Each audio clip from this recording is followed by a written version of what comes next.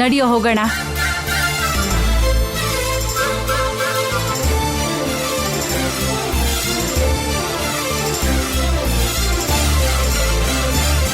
ಲೇ, ನಿನಗೆ ಹೇಳ್ತಿರೋದು. ಮಾವ ಹೇಯ್, ಏನಾಯ್ತೋ ನಿನಗೆ ಹಾಗೆ ನಿಂತ್ಬಿಟ್ಟೆ? ಅಲೇಕೆ ಇಷ್ಟ ದಿನ ನನ್ನ ಕಣ್ಣಿಗೆ ಕಾಣಿಸಿದ್ದೆ ಬೇರೆ, ಇವತ್ತು ಕಾಣಿಸ್ತಿರೋದೇ ಬೇರೆ. ಏನ್ ಚಂದ ಏನ್ ಚಂದ. ಎಷ್ಟೇ ಆದ್ರೂ ಆ ಶ್ರೀಕರ್ ಅದೃಷ್ಟವಂತ ಬಿಡು. ಏಯ್, ಅಷ್ಟೊಂದು ದೃಷ್ಟಿ ಹಾಕ್ಬೇಡ್ವೋ. ನನ್ನ ದೃಷ್ಟಿ ಏನಾಗಲ್ಲಕ್ಕ. ನಮ್ಮ ಅಲೇಖ್ಯ ಯಾವಾಗ್ಲೂ ಚೆನ್ನಾಗಿರ್ಬೇಕು ಅಂತ ಕೇಳೋದ್ರಲ್ಲಿ ಮೊದಲನೇವಳು ನೀನಾದ್ರೆ ಎರಡನೇವಳು ನಾನೇ. ಅವನಿಗಿಂತ ಅಲೇಖ್ಯನ ಶ್ರೀಕರ್ಗೆ ಒಳ್ಳೆ ಜೋಡಿ ತರ ಇದ್ದಾಳೆ. ಹೌದು ಕಣೋ, ರಾಮನ್ ಪಕ್ಕದಲ್ಲಿ ಸೀತೆ ಹಾಗೆ, ಶಿವನ್ ಪಕ್ಕದಲ್ಲಿ ಪಾರ್ವತಿ ಹಾಗೆ, ಅರ್ಜುನನ್ ಪಕ್ಕದಲ್ಲಿ ಸುಭದ್ರೆ ಹಾಗೆ, ಅಭಿಮನ್ಯು ಪಕ್ಕದಲ್ಲಿ ಶಶಿರೇಖನ್ ಹಾಗೆ, ಶ್ರೀಕರ್ ಪಕ್ಕದಲ್ಲಿ ಅಲೇಖ್ಯ ಕೂಡ ಅಷ್ಟೇ ಅಂದವಾದ ಜೋಡಿ ಆಗ್ತಾಳೆ. ಏನ್ ಹೇಳ್ದೆ ಅಕ್ಕ, ನೀನ್ ಹೇಳಿದ್ದು 100% ಪಟ್ಟು ನಿಜ. ಜೋಡಿ ಅಂದ್ರೆ ಹೀಗಿರ್ಬೇಕು ಅಂತ ಎಲ್ರೂ ಅನ್ಕೋತಾರೆ. ಸರಿ ಸರಿ, ಟೈಮ್ ಆಗ್ತಿದೆ, ಈಗ ಹೊರಡಣ್ವಾ? ಬನ್ನಿ ಬನ್ನಿ ಹೊರಡೋಣ. ಒಂದ್ ನಿಮಿಷ.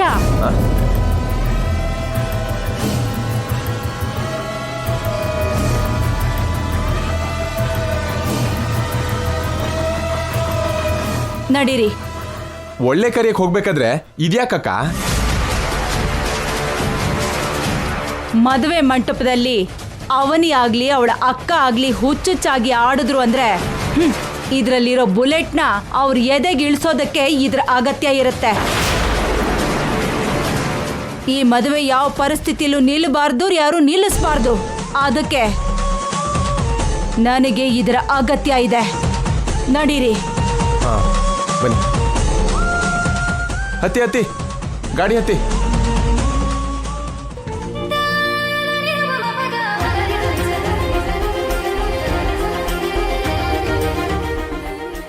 ನಿನ್ ಸ್ಕೂಲಲ್ಲಿ ಓದ್ಬೇಕಾದ್ರಿಂದ ಹಿಡಿದು ಕಾಲೇಜಿಗೆ ಬರೋವರೆಗೂ ನಿನ್ ಹಿಂದೆ ನೆರಳಿನ ಹಾಕಿ ತಿರುಗ್ತಿದ್ದೀನಿ.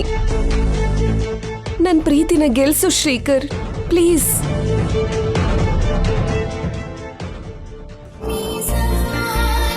ಇನ್ನು ಸ್ವಲ್ಪ ಹೊತ್ತಲ್ವಮ್ಮ ಶ್ರೀಕರ್ ನಿನ್ ಗಂಡನಾಗಿ ಬದಲಾಗೋದಕ್ಕೆ. ಲೇ ಭದ್ರಾ, ಅಕ್ಕ, ಮುಖ್ಯವಾದ ಅತಿಥಿಗಳನ್ನ ದೇವಸ್ಥಾನಕ್ಕೆ ಬನ್ನಿ ಅಂತ ಹೇಳಿದ್ಯಲ್ವಾ? ಎಲ್ರೂ ಮೊದಲೇ ಹೋಗಿದಾರಕ್ಕ.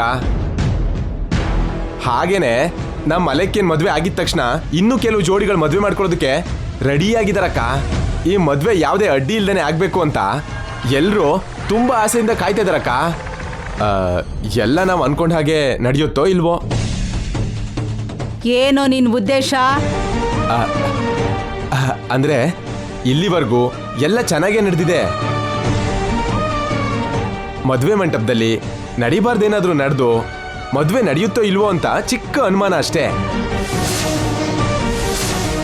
ನಾನು ಅಪಶಕನದ ಮಾತಾಡ್ತಿದ್ದೀನಿ ಅಂತ ನಿಜವಾಗ್ಲೂ ಅನ್ಕೋಬೇಡಿ.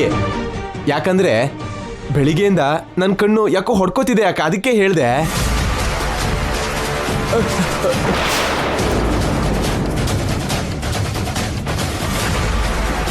ನೀನ್ ಹೇಳ್ದಾಗೆ ನಡಿಬಾರ್ದೇನಾದ್ರೂ ನಡೀತು ಅಂದ್ರೆ ಮೊದಲು ನಿನ್ ತಲೆ ಛಿದ್ರ ಆಗೋಗುತ್ತೆ. ಮದ್ವೆ ಆಗೋವರೆಗೂ ನಿನ್ ಬಾಯಿಯಿಂದ ಒಂದ್ ಅಪಶಕುನದ ಮಾತು ಬರಬಾರ್ದು. ಅರ್ಥ ಆಯ್ತಾ?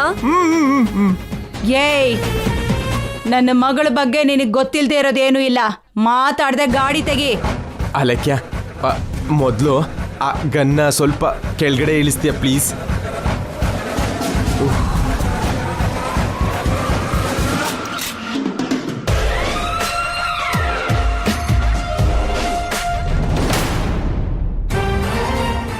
ಇವರೇನೋ ಅನ್ಕೋತಿದ್ದಾರೆ, ಆದರೆ ಈ ಮದ್ವೆನ ತಡೆಯೋ ಪ್ರಯತ್ನ ಇಷ್ಟೊತ್ತಿಗಾಗ್ಲೇ ಎಲ್ಲೋ ಶುರುವಾಗೋಗಿರುತ್ತೆ. ಇನ್ನು ಏನೋ ಯೋಚನೆ ಮಾಡ್ತಿದ್ಯಾ? ಅದು ಏನಿಲ್ಲ ಅಕ್ಕ. ಗಾಡಿ ತೆಗಿ. ಬಂದೆ.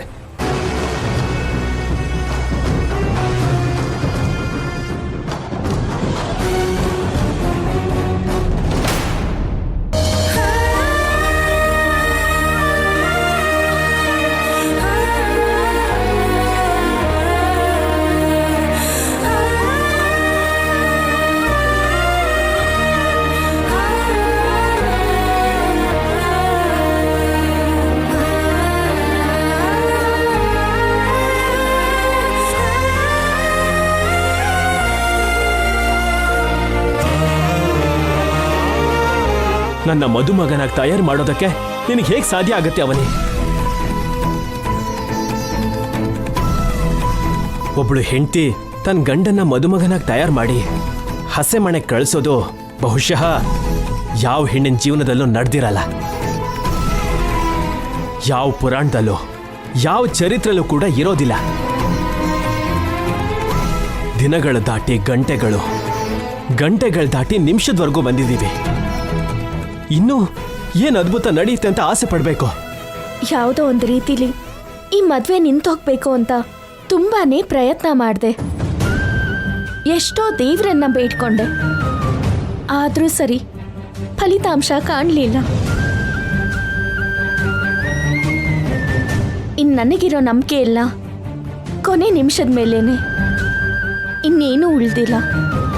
ಗಾಳಿಲಿ ದೀಪ ಇಟ್ಟು ದೇವ್ರೇ ನಿಂದೆ ಭಾರ ಅನ್ನೋ ಹಾಗೆ ಕೊನೆ ನಿಮಿಷದಲ್ಲಿ ನೀನು ಹೀಗೆ ಮಾತಾಡ್ತೀಯ ಅಂತ ನನಗೆ ಗೊತ್ತು. ಅದಕ್ಕೆ ಮೊದ್ಲಿಂದನೂ ನಾನು ಈ ಮದ್ವೆಗೆ ಒಪ್ಪಿಗೆ ಕೊಡಬೇಡ ಅಂತ ನಾನು ಹೇಳ್ತಾನೆ ಬರ್ತಿದ್ದೆ. ನನ್ನ ಮಾತು ಕೇಳಲಿಲ್ಲ. ನನ್ನ ಸ್ಥಾನದಲ್ಲಿದ್ದು ಯೋಚನೆ ಮಾಡು ಬಾವ. ನಿನ್ ಸ್ಥಾನಕ್ಕೆ ಇನ್ನೊಂದು ಹೆಣ್ಣು ಬರ್ತಿದ್ದಾಳೆ, ಇನ್ನೇನು ಯೋಚನೆ ಮಾಡು ಅಂತೀಯ? ಹೆಂಡತಿ ಸ್ಥಾನದಲ್ಲಿ ಮತ್ತೊಬ್ಬ ವ್ಯಕ್ತಿ ಹೇಗೆ ಊಹಿಸ್ಕೋಬೇಕು ಅಂತೀಯ? ನನ್ನ ಮನಸ್ಸನ್ನ ಹೇಗೆ ಬದಲಾಯಿಸ್ಕೋಬೇಕು ಅಂತೀಯ? ನಿನ್ನಿಂದ ನನ್ನ ಅಲೇಖ್ಯ ಕತ್ತಿಗೆ ತಾಳಿ ಕಟ್ಟಿದ್ರು ಆ ತಾಳಿಗೆ ನನ್ನ ದೃಷ್ಟಿಯಲ್ಲಿ ಬೆಲೆ ಇರಲ್ಲ. ನಿನಗೆ ಕಟ್ಟಿರೋದಕ್ಕೆ ಬೆಲೆ ಇರತ್ತೆ. ನೀನೇ ನನ್ನ ಹೆಂಡತಿ.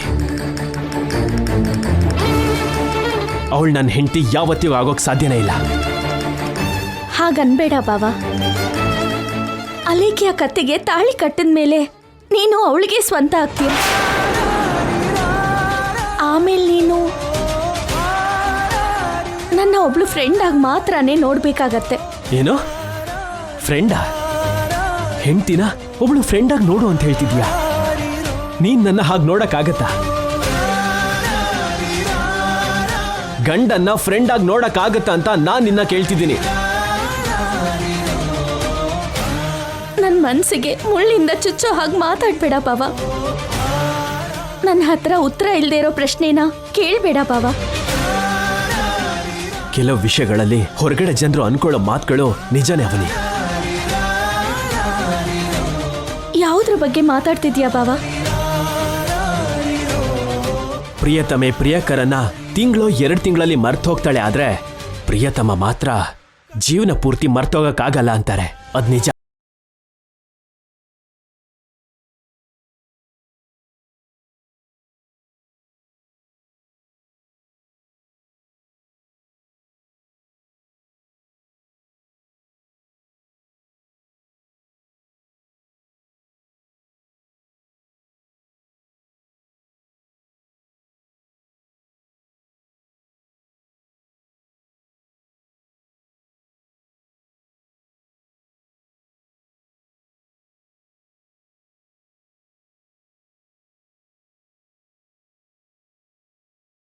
ನೀನ್ ಏನೇ ಹೇಳಿದ್ರೂ ಸಹಿಸ್ಕೊಳ್ಳೇಬೇಕು.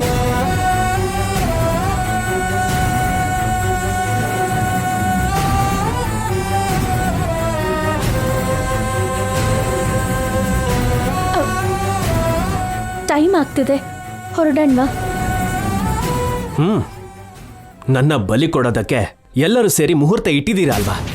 ಹೊರಡೋಣ. ಇನ್ನೇನ್ ಮಾಡ್ತೀವಿ? ನಮ್ಮ ಬಂಧನ ನೀನ್ ಅಡ ಇಟ್ಟಿದ್ಯಾ ಹೊರತು ನಾನು ಅಡ ಇಟ್ಟಿಲ್ಲ. ಅದಕ್ಕೆ ಏನೋ ಒಂದು ನಡೆದು ಮದ್ವೆ ನಿಂತು ಹೋಗ್ಬೇಕು ಅಂತ ನಾನು ಕೇಳ್ಕೊತಿದ್ದೀನಿ. ಇಷ್ಟು ದಿನಾನೇ ನಡೀದೇ ಇರೋದು ಇನ್ ಸ್ವಲ್ಪ ಹೊತ್ತಲ್ಲಿ ಏನ್ ನಡೆಯುತ್ತೆ?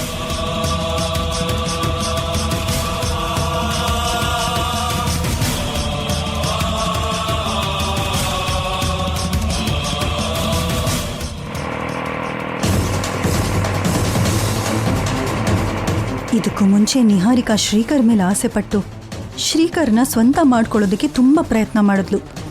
ಅದು ಹೇಗೋ ತಪ್ಪೋಯ್ತು. ಇವಾಗ ಅಲೇಖ್ಯ ಅವನಿ ಪಾಲಿಗೆ ಗ್ರಹಣವಾಗಿ ತಯಾರಾಗಿದ್ದಾಳೆ. ಅವ್ರ ಬಂಧಕ್ಕೆ ದೊಡ್ಡ ಗಂಡಾಂತರವಾಗಿದ್ದಾಳೆ. ಕೊನೆಯಲ್ಲಾದರೂ ಏನಾದರೂ ಅದ್ಭುತ ನಡೆಯುತ್ತೆ ಅಂದ್ಕೊಂಡಿದ್ದೆ. ಶ್ರೀಕರ್ ಅಲೇಖ್ಯ ಮದುವೆ ನಡೆಯಲ್ಲ ಅಂತ ಅಂದ್ಕೊಂಡಿದ್ದೆ. ಅದಕ್ಕೆ ಇಷ್ಟು ದಿನ ವೆಯ್ಟ್ ಮಾಡಿದೆ. ಇವಾಗಿನ ಕೆಲವು ಗಂಟೆಯಲ್ಲಿ ದೇವಸ್ಥಾನದಲ್ಲಿ ನಡೆಯುತ್ತೆ. ಮದ್ವೆನ ಯಾವುದೇ ಪರಿಸ್ಥಿತಿಯಲ್ಲೂ ನಡೆಯೋಕ್ ಬಿಡಲ್ಲ. ನನ್ನ ಪ್ರಾಣ ಹೋದ್ರೂ ಪರವಾಗಿಲ್ಲ, ನನ್ನ ತಂಗಿ ಜೀವನನ ಉಳಿಸ್ತೀನಿ. ಅಣ್ಣ, ಸ್ವಲ್ಪ ಬೇಗ ಹೋಗಿ.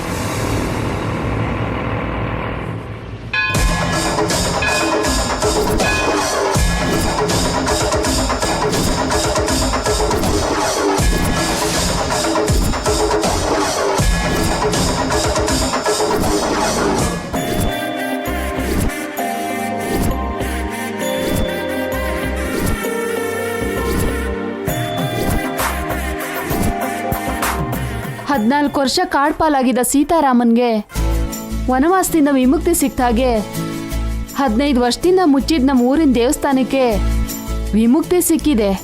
ಹಾಗೆ ಮದ್ವೆ ಆಗದೆ ಇರೋ ಜೋಡಿಗಳಿಗೂ ವಿಮುಕ್ತಿ ಸಿಕ್ಕಿದೆ. ನಾವು ವರ್ಷಕ್ಕೊಂದ್ಸಲ ಮಾಡೋ ಹಬ್ಬಕ್ಕಿಂತ ಇದು ತುಂಬಾ ದೊಡ್ಡ ಹಬ್ಬ. ಯಾವ ತೊಂದರೆನೂ ಇಲ್ಲದೆ ಹಳೇಕೆ ಶ್ರೀಕರ್ ಮದುವೆ ನಡೆದು ಹೋಗ್ಬೇಕು. ಹೌದೌದು, ಯಾವುದೇ ತೊಂದರೆ ಆಗದೆ ಇರೋ ಹಾಗೆ ಮದುವೆ ಚೆನ್ನಾಗಿ ನಡಿಬೇಕು ಅಂತ ನಾವು ಆ ದೇವ್ರನ್ನ ಬೇಡ್ಕೊಳ್ಳೋಣ. ಇಷ್ಟು ದೂರ ಬಂದ್ಮೇಲೆ ಈ ಮದುವೆನ ಯಾರೂ ನಿಲ್ಸಕ್ಕಾಗಲ್ಲ.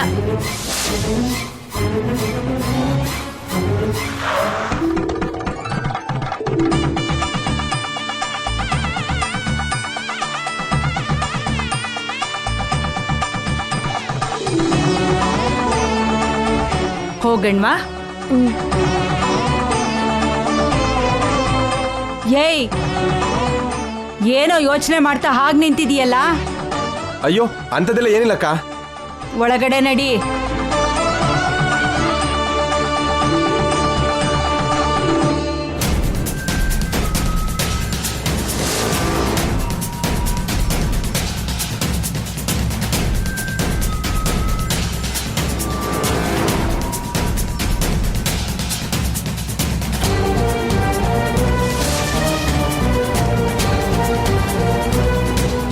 ನಮಸ್ಕಾರ ನಮ್ಮ.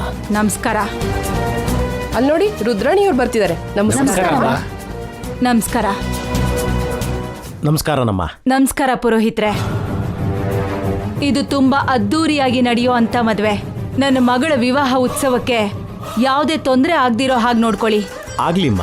ಗ್ರಾಮದ ಪ್ರಜೆಗಳೆಲ್ಲ ಶ್ರದ್ಧೆಯಿಂದ ಕೇಳಿಸ್ಕೊಳ್ಳಿ. 15 ವರ್ಷದ ಹಿಂದೆ ನಡೆದಿರೋ ಒಂದು ಘಟನೆ ನನಗೆ ಅವಮಾನಿಸಿದ್ದಕ್ಕೆ ದೇವಸ್ಥಾನ ಮುಚ್ಚಲ್ಪಟ್ಟು ಈವಾಗ ಈ ಮದುವೆಗೆ ವೇದಿಕೆ ಆಗಿದೆ. ಇವತ್ತು ನಾನು 15 ವರ್ಷದ ಹಿಂದೆ ಮಾಡಿದ ಆಜ್ಞೆನ ರದ್ದು ಮಾಡ್ತಿದ್ದೀನಿ.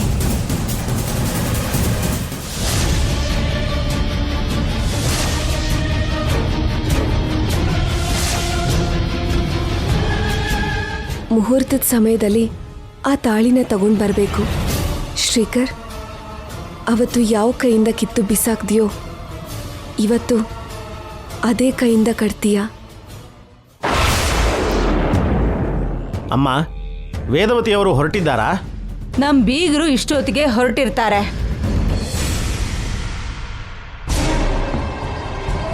ಬುಜ್ಜಿ, ನಮ್ಮ ಗ್ಯಾಂಗ್ನ ನೀನು ಲೀಡ್ ಮಾಡಿ ಯಾವ ಸಮಯದಲ್ಲಿ ಏನು ಮಾಡಬೇಕು ಅಂತ ನೀನು ಹೇಳಿದ್ದಕ್ಕೆ ಅವನಿ ಮನೆಯಿಂದ ಹೊರಗಡೆ ಹೋಗ್ತಾ ಇದ್ದಾಳೆ. ಇಲ್ಲ ಅಂದಿದ್ರೆ ಆ ಅವನಿ ಅಷ್ಟು ಸುಲಭವಾಗಿ ಮನೆ ಬಿಟ್ಟು ಹೋಗೋಳೆ ಅಲ್ಲ. ಇದು ಮಾತ್ರ ನಿಜ. ನಿಹಾರಿಕಾ ತಲೆನೇ ತಲೆ. ಇಷ್ಟು ಕಾಲಕ್ಕೆ ಅವನಿ ಮೇಲೆ ಎಲ್ರೂ ಮಾಡ್ತಿರೋ ಯುದ್ಧ ಕೊನೆ ದಿನಕ್ಕೆ ಬಂದಿದೆ. ಕಾಲ ಕರ್ಮ ಕೂಡ್ ಬರ್ಲಿಲ್ಲ ಅಂದ್ರೆ ಕಷ್ಟ ತಪ್ಪಲ್ಲ ಅನ್ನೋ ಹಾಗೆ ಇಷ್ಟು ದಿನ ನಮಗ್ ಕಾಲ ಕೂಡ್ ಬಂದಿರ್ಲಿಲ್ಲ. ಅಲೇಖ್ಯ ಬಂದ ಮೇಲೆ ಕಾಲ ಕೂಡ್ ಬಂತು. ಅವನಿ ಶ್ರೀಕರ್ನ ಕರ್ಕೊಂಡು ರುದ್ರಾಣಿ ಊರಿಗೆ ಹೋಗ್ತಾಳೋ, ಇಲ್ಲ ಅಂದ್ರೆ ಏನೋ ಒಂದು ಮಾಯೆ ಮಾಡಿ ಇಡೀ ಪ್ರೋಗ್ರಾಮ್ನೇ ಕ್ಯಾನ್ಸಲ್ ಮಾಡ್ತಾಳೋ. ಅಂತ ಕೆಲಸ ಏನಾದ್ರೂ ಮಾಡಿದ್ಲು ಅಂದ್ರೆ ಅವನಿಗಿಂತ ಕೆಟ್ಟ ವ್ಯಕ್ತಿ ಮತ್ತೊಬ್ರು ಇರಲ್ಲ. ಅವನಿ ಅಂತ ಕೆಲಸ ಮಾಡಲ್ಲ. ಹಾಗೆ ಮಾಡೋಳೆ ಆಗಿದ್ರೆ ತನ್ನ ಗಂಡನ್ಗೋಸ್ಕರ ಇಷ್ಟು ಹೋರಾಟ ಮಾಡೋ ಅಗತ್ಯ ಇರಲಿಲ್ಲ. ಕೊಟ್ಟಿದ್ ಮಾತಾರ ನಡ್ಕೋಬಾರ್ದು ಅಂತ ಇದ್ದೀನಿ ಅಂತ ಶ್ರೀಕರ್ ಹತ್ರ ಒಂದು ಮಾತು ಹೇಳಿದ್ರೆ ಶ್ರೀಕರ್ ಮದ್ವೆಗೆ ಸಪೋರ್ಟ್ ಮಾಡದೆ ಅವನಿಗೆ ಸಪೋರ್ಟ್ ಮಾಡ್ತಿದ್ದ.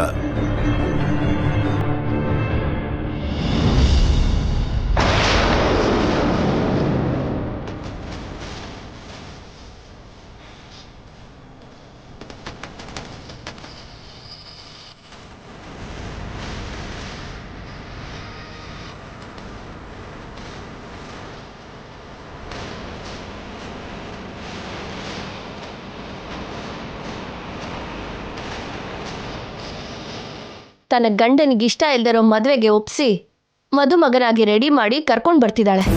ಕುಟುಂಬದ ಬಗ್ಗೆ ಯೋಚನೆ ಮಾಡೋ ಬೇರೆ ಯಾವುದೇ ಹೆಣ್ಣಾದ್ರೂ ಹಾಗೆ ಮಾಡೋಕ್ಕಾಗತ್ತಾ? ಅದು ಅವನಿ ಅಂದ್ರೆ ಅವನಿ ಮಾತಂದ್ರೆ ಮಾತು. ನಾವೆಲ್ಲರೂ ಅವನಿ ಕಾಲ್ ತೊಳೆದು ನೀರ್ನ ತಲೆ ಮೇಲೆ ಹಾಕೋಬೇಕು.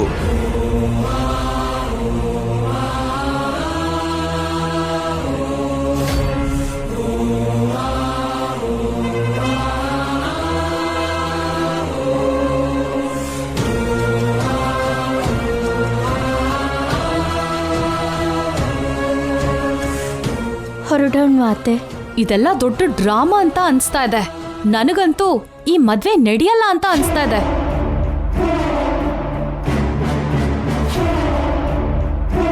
ಹೌದೌದು, ಯಾರಿಗೂ ಅನುಮಾನ ಬರ್ದೇ ಇರೋ ಹಾಗಿರೋದಕ್ಕೋಸ್ಕರ ಶ್ರೀಕರ್ ಮದುಮಗನ ಹಾಗೆ ತಯಾರಾಗಿದ್ದಾನೆ. ಆದ್ರೆ ಅಲ್ಲಿ ಅವನಿ ಏನೋ ದೊಡ್ಡ ಮ್ಯಾಜಿಕ್ ಮಾಡಿ ಮದ್ವೆನ ಹಾಳು ಮಾಡ್ತಾಳೆ ಅಂತ ನನ್ನ ನಂಬಿಕೆ.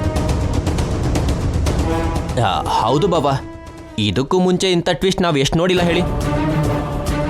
ನನ್ನ ಕೇಳಿದ್ರೆ ನಾವು ಅಲ್ಲಿಗೆ ಹೋಗಿ ಬಕರಗಳಾಗಿ ವಾಪಸ್ ಬರೋದಕ್ಕಿಂತ ಹೋಗದೇ ಇದ್ರೇನೆ ಒಳ್ಳೇದು ಅಂತ ನನ್ನ ಅಭಿಪ್ರಾಯ. ನನಗಂತೂ ಅಲ್ಲಿಗೆ ಬರೋದಕ್ಕೆ ಸ್ವಲ್ಪನೂ ಇಷ್ಟ ಇಲ್ಲ. ನನಗ್ ಕೂಡ ಬರೋದಿಕ್ ಇಷ್ಟ ಇಲ್ಲ ರಾಧಾ. ಬರ್ಬೇಡ ಅಕ್ಕ, ನೀವು ಬರ್ದೇ ಇರೋದೇ ಒಳ್ಳೇದು. ಯಾಕೆಂದ್ರೆ ನೀವ್ಯಾರು ಕೂಡ ತಮ್ಮನ ಜೀವನ ಇಲ್ಲಿ ನಾಶ ಆಗ್ತಿದ್ರೆ ಈ ಮದ್ವೆನ ನಿಲ್ಸಿದ್ರೆ ಒಳ್ಳೇದು ಅಂತ ಅನ್ಕೊಳ್ಳಲ್ಲ. ಆ ರುದ್ರಾಣಿ ಜೊತೆ ಕೈ ಜೋಡಿಸ್ತೀರಾ. ವಸಂತ ಅವರೇ, ನೀವೆಲ್ಲರೂ ಬಂದ್ರು ಬರ್ದೇ ಹೋದ್ರು ನಾನು ಕೃಷ್ಣ ಅಂತೂ ಹೋಗ್ತಾ ಇದ್ದೀವಿ. ಯಾಕಂದ್ರೆ ಅತ್ತೆಯವ್ರು ಆದ್ಮೇಲೆ ಈ ಕುಟುಂಬದ ಜವಾಬ್ದಾರಿ ನಂದೇ ಅಲ್ವಾ? ಹೌದು ಬುಜ್ಜಿ, ನಮ್ ಜವಾಬ್ದಾರಿನ ನಾವು ಮಾಡ್ಲೇಬೇಕು. ಇಷ್ಟ ಇದ್ದವರು ಬನ್ನಿ, ಇಲ್ದೇ ಇದ್ದವ್ರು ಇಲ್ಲೇ ಇರಿ. ಎಲ್ಲಾರ್ಗೂ ಬೊಟ್ಟಿಟ್ಟು ಕರ್ಕೊಂಡು ಹೋಗೋದಕ್ಕೆ ಇದೇನ್ ಸಂತೋಷದಿಂದ ನಡೀತಿರೋ ಮದ್ವೆ ಅಲ್ಲ. ಬರೋಲ್ಲ ಅಂದವ್ರ ಹತ್ರ ಬೇಡ್ಕೊಳ್ಳೋ ಅವಶ್ಯಕತೆ ನಮಗಿಲ್ಲ.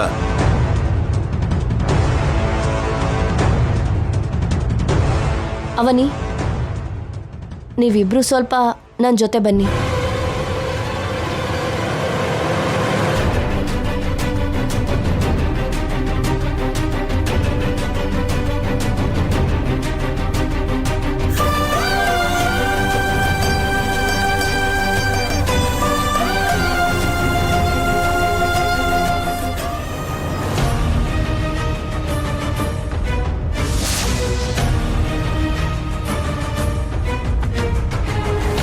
ಅಮ್ಮ, ನನ್ನ ಸೊಸೆ ಮಗ ಬೇರೆ ಆಗದೆ ಇರೋ ಹಾಗೆ ನೀನೇ ಕಾಪಾಡಬೇಕು.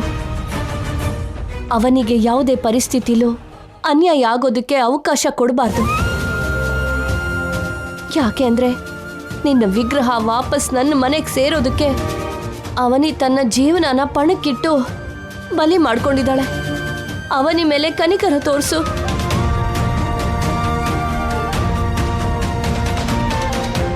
ಅವನಿ ತನ್ನ ತಾಳಿನ ತೆಗಿಬಾರ್ದು. ಶ್ರೀಕರ್ ಅಲೇಖ್ಯಾಗೆ ತಾಳಿ ಕಟ್ಟಬಾರ್ದು. ಒಳ್ಳೇದು ಕೆಟ್ಟದ್ದು ನಿರ್ಧಾರ ಮಾಡೋಳು ನೀನೆ. ಅವನಿಗೆ ಒಳ್ಳೇದು ಮಾಡು. ನನ್ನ ಭಾವನ್ನ ಬಿಡೋದು ಅಂದ್ರೆ ನನ್ನ ಪ್ರಾಣನ್ ಬಿಡೋದಕ್ಕೆ ಸಮಾನ ಅಂತ ನಿನಗೆ ಗೊತ್ತು. ನಿನ್ ಮೇಲೆ ಭಾರ ಹಾಕಿದ್ದೀನಿ. ಅವನೇ ಇಲ್ದಿರೋ ಜೀವನ ಶೂನ್ಯ, ಅವನೇ ಇಲ್ದಿರೋ ಜೀವನ ವ್ಯರ್ಥ. ನಮ್ಮ ಬಂಧ 100 ಕಾಲ ಶಾಶ್ವತವಾಗಿರೋ ಹಾಗೆ ಮಾಡು.